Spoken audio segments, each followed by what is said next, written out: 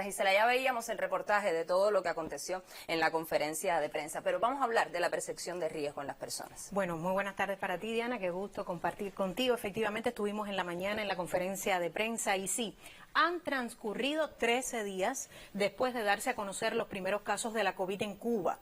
La buena noticia, Diana, es que ya se puede hablar de un paciente de alta. Lo decíamos en los titulares. Exactamente, pero el tema de cómo protegernos sigue siendo lo más preocupante. Una enfermedad impredecible que no mide edades, pero que señala a los adultos mayores como grupo vulnerable junto a otras personas de riesgo, hipertensos, diabéticos y con antecedentes de alguna enfermedad respiratoria. Así es, y por lo general hay un segmento de la población que con seguridad cumple este aislamiento del que estábamos hablando, el aislamiento social indicado. Pero ¿qué pasa con los otros sectores? ¿Qué pasa si no cumplimos todos con estas medidas que están indicadas? Bueno, entre la alarma y el nada me pasará, entre la euforia y la desidia, se polarizan hoy los criterios sobre el nuevo coronavirus y cada una de las medidas que ha tomado el gobierno cubano para su enfrentamiento. Efectivamente, lo decías tú, hay baja percepción de riesgo en algunos sectores, algunos con las intenciones de siempre, ya lo sabemos, otros con preocupaciones y planteamientos necesarios, respetuosos. Ayer el gobierno cubano tomó medidas precisas, la explicaba hoy Froilán, ineludibles ante esta contingencia, medidas que la familia cubana esperaba ante el aumento de casos diagnosticados,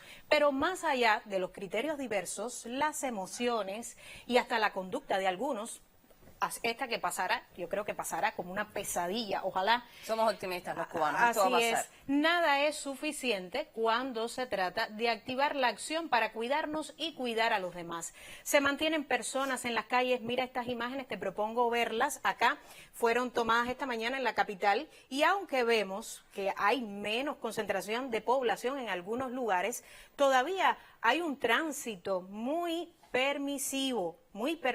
Y que no todas estas personas que están en la calle fueron específicamente a trabajar o a resolver alguna situación de prioridad, simplemente no están entendiendo la magnitud de lo que nos estamos enfrentando. Así es, y llama la atención, bueno, en la noche cambia un poco esta realidad.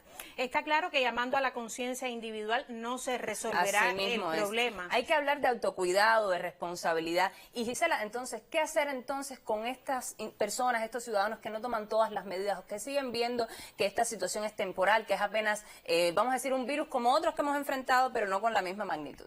Yo creo que se activaron ya los consejos de defensa a todos los niveles. La policía también deberá ejercer un mayor control y está llamada a eso. La familia, Diana, sigue teniendo un papel fundamental en esta contingencia. Fíjense, la familia, no salir de las casas, sino para cubrir necesidades básicas, evitar en ese caso ser parte de aglomeraciones y suspender reuniones grupales y festivas, a veces entre familias, amigos, han sido los elementos fundamentales de esta fase en la que nos encontramos. Sin pánico, Diana, pero sin subvalorar o desestimar la magnitud de esta pandemia y su rápida diseminación. Sin egoísmos también, porque es vital acudir al médico ante un malestar, una tos, una fiebre que no alarma. Con esto cortaríamos el virus y evitaríamos el contagio en su familia, entre los vecinos, en la comunidad. Sin egoísmos, repito, porque se vuelve imprescindible que en las fronteras también seamos rigurosos en el trabajo y en el propio trabajo, manteniendo medidas de distanciamiento. Hablando de egoísmos, muchas de esas familias en Cuba se desprenden hoy de sus hijos queridos. Yo hablo de los médicos, de las enfermeras, de ese personal de apoyo al sector que está ahora mismo cubriendo en los hospitales a todas las personas, a los sospechosos, a los que están ingresados. Y hay que tener mucha valoración precisamente con ese sector de la población que está en la primera fila enfrentando esta pandemia. Así es, la familia previene y en Cuba cura y salva en estos tiempos para entregar a los otros, para batallar por la vida de los enfermos que también merecen ser salvados.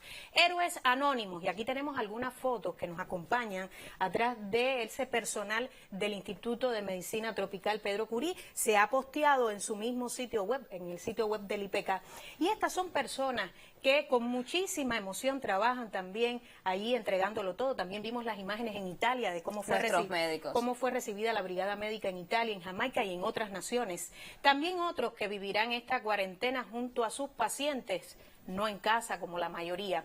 Alguno de ellos tendrá que darnos su testimonio en estos días y contarnos cómo se lucha allí por la vida, cómo el ser humano se crece ante este problema de salud que enfrenta el mundo entero, Diana, y cómo en medio de tantas carencias como las que tenemos, seguimos apostando siempre, con la incertidumbre que duele y no se quita, por la ayuda al otro, por la sensibilidad sin límites. Síganos en Comentar Cuba y usted mantenga esas medidas higiénico-sanitarias imprescindibles. Y yo creo, Gisela, que lo más importante es, después que pasemos esto, porque estoy segura que vamos a atravesar este momento, es salir siendo mejores personas. Si no, no habremos aprendido nada. Así es. Muchísimas gracias por estar con nosotros y por tu comentario tan oportuno. Ahora vamos a hacer una pausa y continuamos con otros temas.